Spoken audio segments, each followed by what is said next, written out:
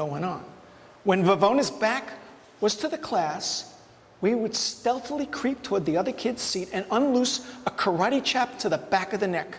We would take turns doing this. We had it going on for months. We called it a rabbit punch because we heard that's how they kill rabbits. By June, the whole class would have been really sick of Vavona's how many understand, except Elliot had the whole class in on the contest. Even some of the goody-goody girls were asking dumb questions just to get Vavona to repeat her stupid refrain of how many understand. We were closing in on the pinnacle of 10,000 times. It was hot on June 26th, the last day. It was Lenny's turn, and he hadn't gotten me a good one in a week. Last time I got him, I slammed his head into the desk hard enough to make Vavona turn toward the class to see what had happened. Everyone played dumb. Now, he was creeping up on me from the back of his seat in the last row. He made it undetected right to the back of my seat.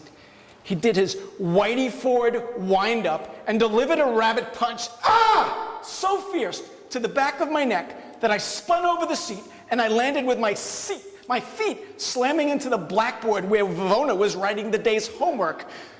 In her dastardly little box in the corner of the board, yes, homework on the last day of school. She glared down at me. I sprang up and I tried to get to my seat. "What are you doing? What happened?" "Nothing. I fell." "Don't give me that! Elliot, what did you do?" He was the first usual suspect. Holding me by the collar, she dragged me to a seat and looked down. And she saw it. The morning tally, the afternoon tally, the daily and the monthly tally, and the grand tally. She grabbed what had now become a little book.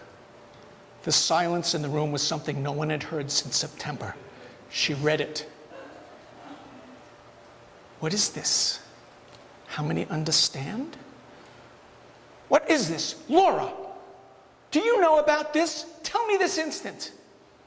Laura, the ultimate hand folder, smiled ever so slightly and said, "They have been counting how many times you say, 'How many understand?'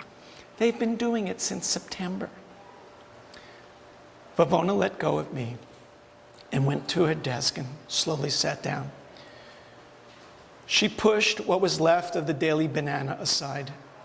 She put her hand under her chin and stared at the class and did nothing. She just looked at us for a very long time until her eyes were wet and tears began making little grooves in her makeup. And then she stood up and finished writing the homework assignment. Elliot lives in Detroit now. He gave me a Sandy Koufax autographed baseball last time I visited him. I sent him my Woodstock tickets, a souvenir from the 1969 concert where we both took our girlfriends. He tells me about his kids and I tell him about mine.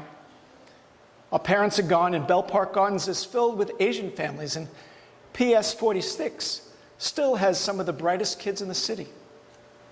And some of the dumbest ones too, I guess. Thank you.